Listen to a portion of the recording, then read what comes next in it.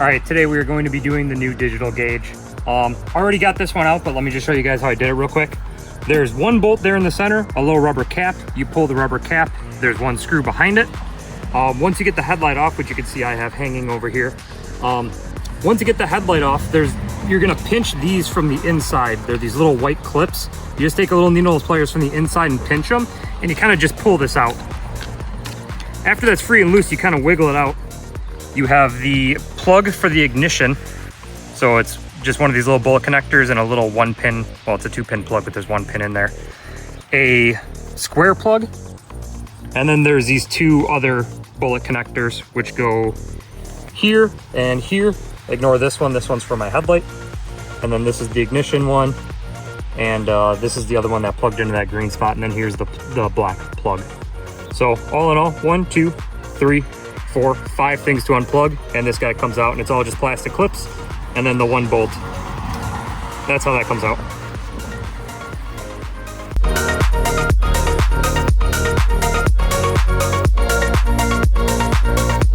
So this is the new digital dash. As you can see, it's almost a complete replica as far as the plastic goes of the one I took off, the OEM one.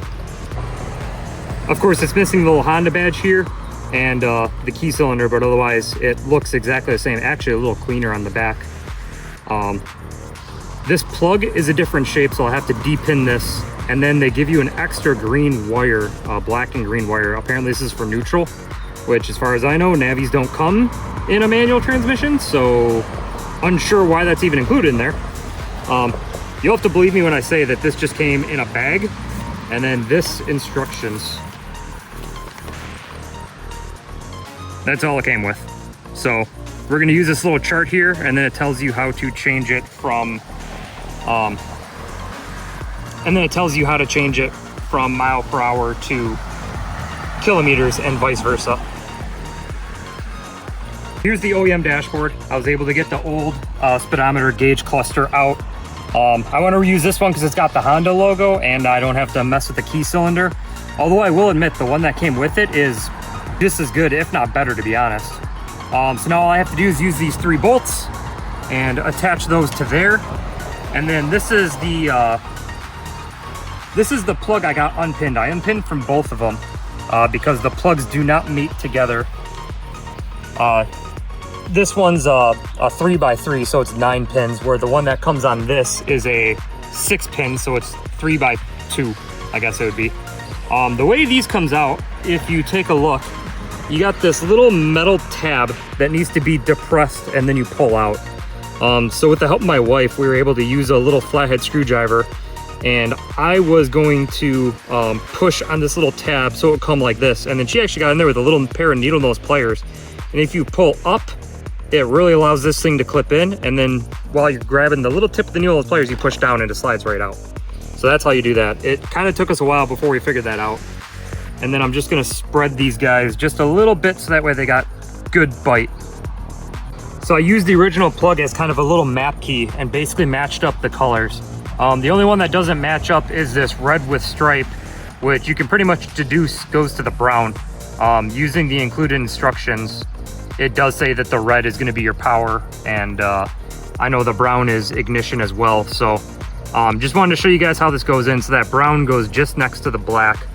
So I spread this out a little bit. I bent them. I'll be a little dramatic with this one. So I bent it out because I kind of crushed it before trying to get it out. And you basically just match it up and slide it in. You'll hear the click. I don't know if you could hear that or not, but there's a little click, and then you give it a little tug test and you can see it's biting properly. So now we are good to connect these back together. Perfect. And then I am going to connect these. I'm just gonna put blue to blue because that makes sense. It's a little bit of a loose fit, so I'll have to pinch it a little bit with the needle nose pliers. And then I'll do this minty and red to this white and green, and we'll see what happens.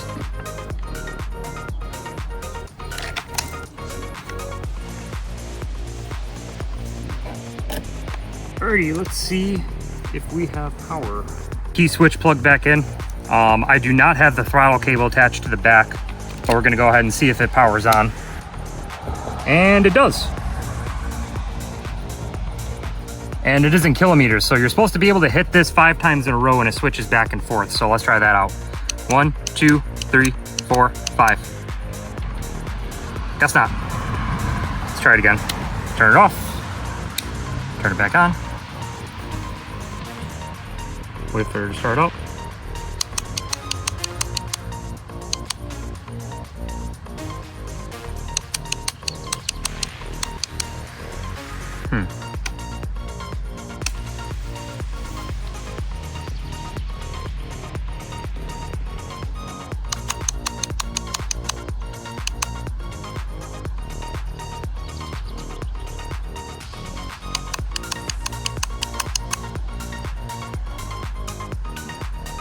But I am now in miles per hour, so that's pretty cool. And it does look like my high beam light works. Let's see if the blinkers work. There's my left blinker. There's my right blinker, which is already cool because, as you know, the OEM one just kind of shows the blinkers are on. It doesn't really differentiate between the left and the right. Now you're back to kilometers. My high beam light works. High beam light works.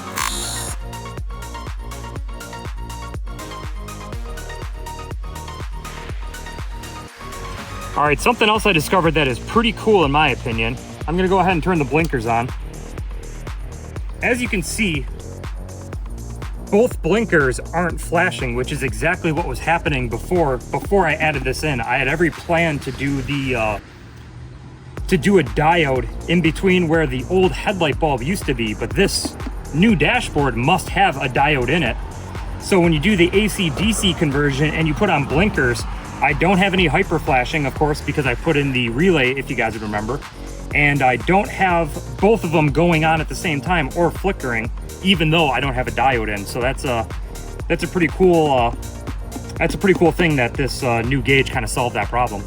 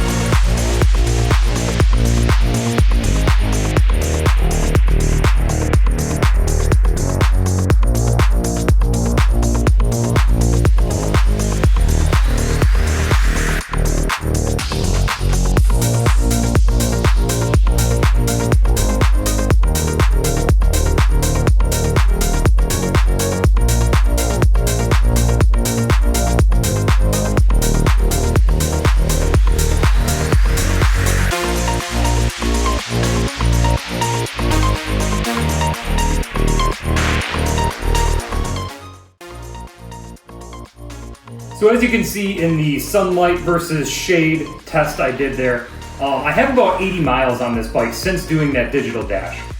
So I've had a pretty good amount of time to kind of take a look at it and kind of see how it functions. As you can see, obviously it works perfect at night. I actually think it looks better in the direct sunlight than it does the shade, as you can tell from the video. The real problem is with this dashboard is it's so hard to see because it's laying flat, so it's looking straight up at the sky. It's got a bad angle where when the light hits it, it reflects right to your eyes. If they would have tilted that up a little more or just done something to kind of change that angle, the glare wouldn't be so bad. Things that I've noticed that really cut down the glare. My helmet has a tinted visor that kind of comes down over the clear visor. I noticed that cuts down, I'm gonna say it's probably like a 10% improvement. If you ride your bike with polarized sunglasses, that improves it by probably 50%. That's the best thing you can do as far as no extra modifications to make it where you can really clearly see the LEDs in the dash. I think I might have a solution to try to cut down the glare. I might end up making a separate video about that. I gotta do a little research and I gotta do a little figuring, so maybe check back for an update on this video. Just in case you want to see it again, I'm gonna throw up the instructions on the screen right now. This is what came with it. I'm not sure why it changes back and forth between languages, but just in case you were on the fence about buying this, here's the instructions that come with it so you can kind of take a look. I got it from AliExpress, and of course I'll throw the link in the description or the comment section down below. But I got it from AliExpress. I never buy anything from AliExpress, never purchased anything there from in my life. Usually I'm a big fan of Amazon for the 2-day shipping and the free returns, obviously, and then eBay has a lot of parts that Amazon sometimes doesn't have access to. When I logged on to AliExpress, since I've never made a purchase there was a thing, a promotion, a coupon, whatever you want to call it, where as long as I signed up for an account with them, I ended up saving X amount of dollars. This thing ended up being $30 shipped to my door. For $30, the normal retail is about 60 bucks. For $30 shipped to my door, it came from overseas, took about 3 weeks. Honestly, for 30 bucks, I could not be happier. I spent more than that on lunch before, and I got an entire digital dash for 30 bucks. So for that reason alone, this mod is an absolute must, and I love it. Comparing this digital dash to the speeds I was able to reach on my original dash, the fuel consumption, and it worked perfectly and everything reads accurately. It looks like it might have a function for RPM. I'm not really sure based on those instructions we saw earlier. I'm not really sure how to wire in for that. Although if you saw in a previous episode, I do have a run leader that's gonna display RPM, so I'm not really too concerned with adding that. I think in order for it to read RPM, I'm gonna have to run a wire and probably tap into either the spark plug or the coil. I'm just not really looking to do that. That's not something I need on my dash since I have the little run leader mounted really nicely on my handlebars. So if that's something you want to explore, go ahead, feel free to research based on the instructions. I'm not really sure how to make that happen, but yeah, I guess the option's there if you want it. So the biggest complaint with most digital dashes out there is they only read in kilometers and not miles or miles per hour, and your odometer would be in kilometers and whatnot.